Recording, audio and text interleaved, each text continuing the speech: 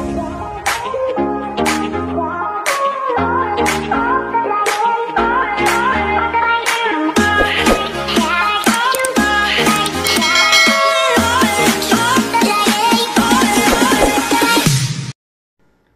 everyone!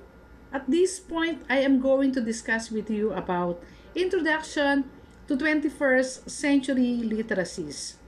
Now, what is literacy? According to literacy, literate and literacy is defined by dictionaries as the state of being able to read and write. Now, how do you say you are literate? If you're literate, you can read and write, and since you're reading this, that's what you are. Literate can also mean more than just being able to read and write, but being really fluent in a field. If you're computer literate, you know how to use a computer with ease. So for the contents, we have traditional or conventional literacy, and the other one is literacy in the 21st century. Traditional or conventional literacy. In the 15th century, the word literacy stems from the word literate, and it was derived from the Latin word literatus, meaning a person marked with letters, that is distinguished or identified by letters, and is carried with the idea that such person was cultured and educated. All subjects of the time, such as grammar, logic, arithmetic, geometry, and others, were written texts that had to be studied. The ability to write and read was therefore of prime importance, leading to the strong association of being literate with the ability to read and write. According to Miller, 1973, the conventional concept of literacy is divided into three subcategories. So what are those three subcategories of literacy? So we have basic literacy. That is the first one.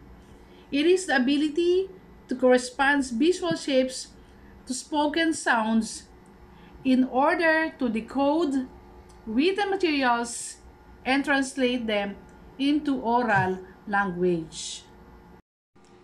There are three types of basic literacy skills. First, ability to read with comprehension. Second, ability to compute with simple problems. And third, creative thinking and problem solving. Now, why does basic literacy matter? Without literacy, it's hard to live the life you want. From your earliest years, literacy skills help you develop and communicate. But when you have a top start in life, it's easy to fall behind.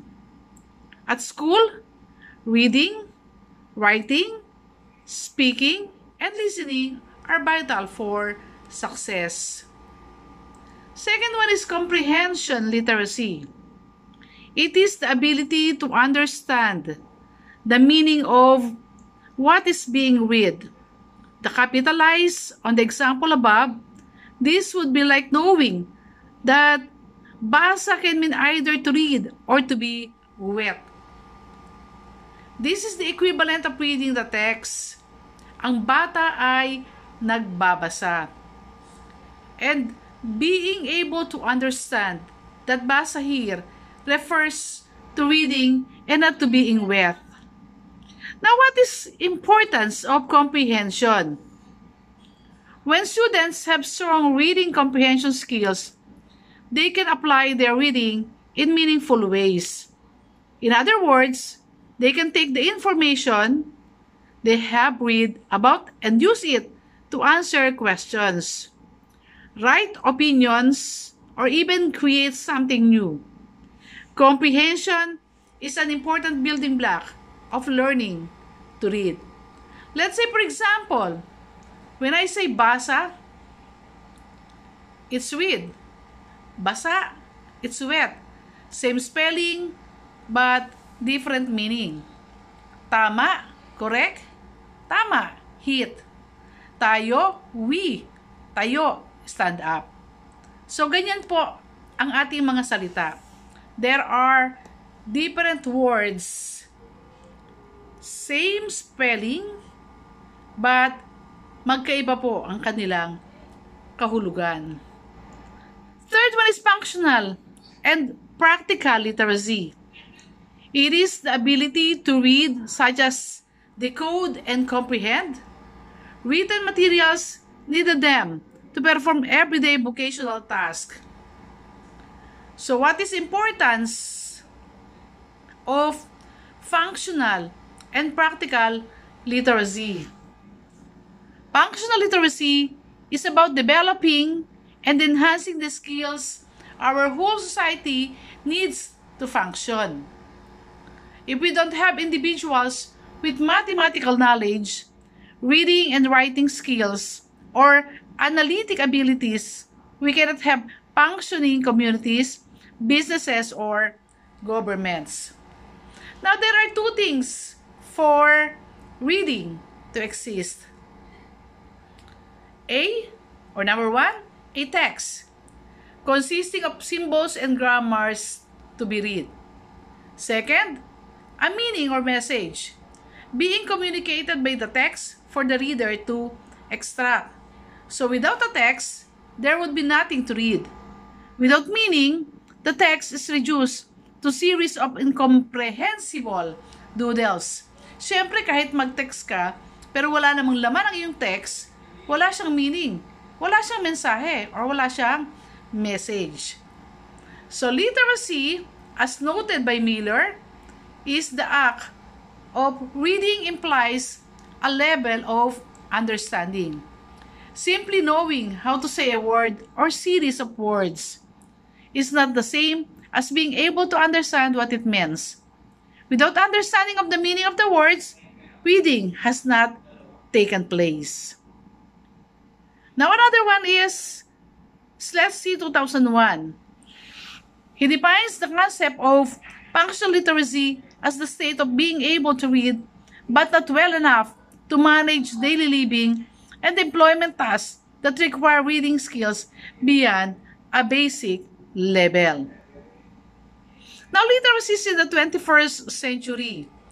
Throughout history, humans have communicated on levels apart from the spoken and written. For example, visually using the long-distance communication system of smoke signals used by the Chinese, the ancient Greeks, and the indigenous people of Northern America. Now, according to Greenway 1884, in the Victorian era, there was such a thing as the language of flowers, where the kind, color, and arrangement of a bouquet of flowers were used to communicate message that could not otherwise be spoken aloud in Victorian society.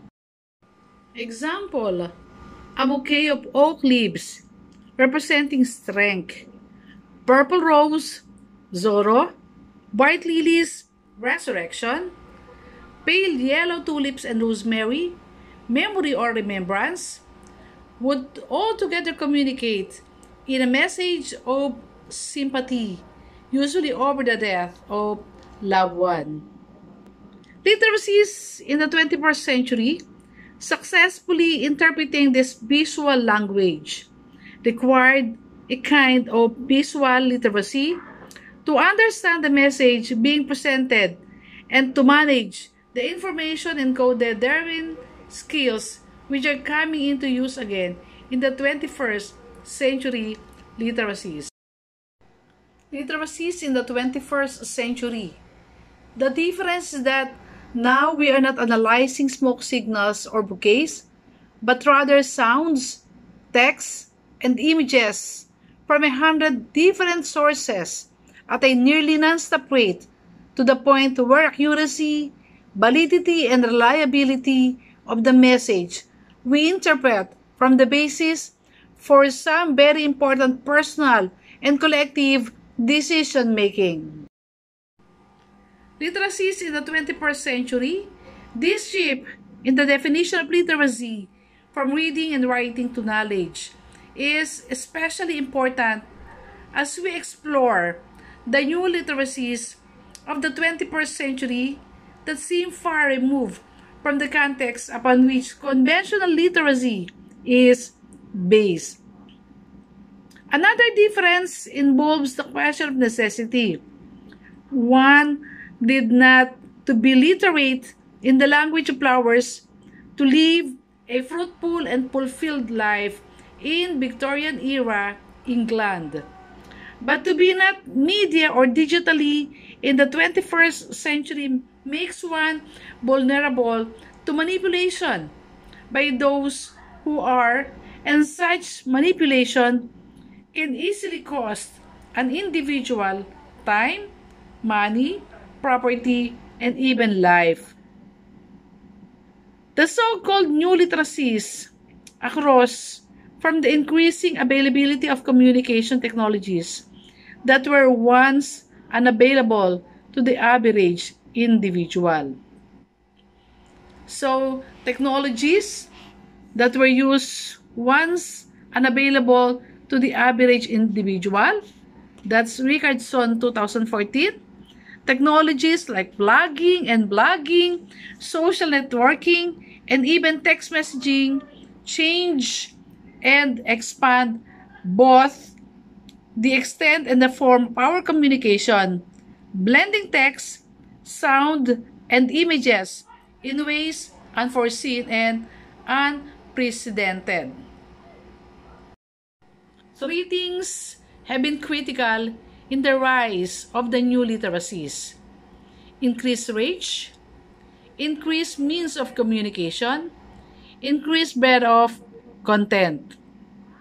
So, increased reach, we are communicating with more people from more diverse cultures across vaster distances than even before.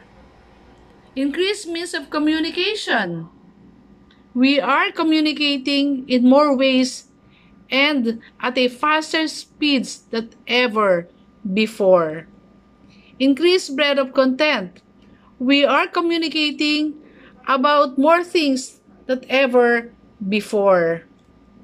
Kaya yan po ang mensahe sa video ito, at I do hope that you really learn a lot from this. Always remember, whatever things you are doing, whatever things you are experiencing, or whatever things you are having right now, God is still in control. God bless everyone.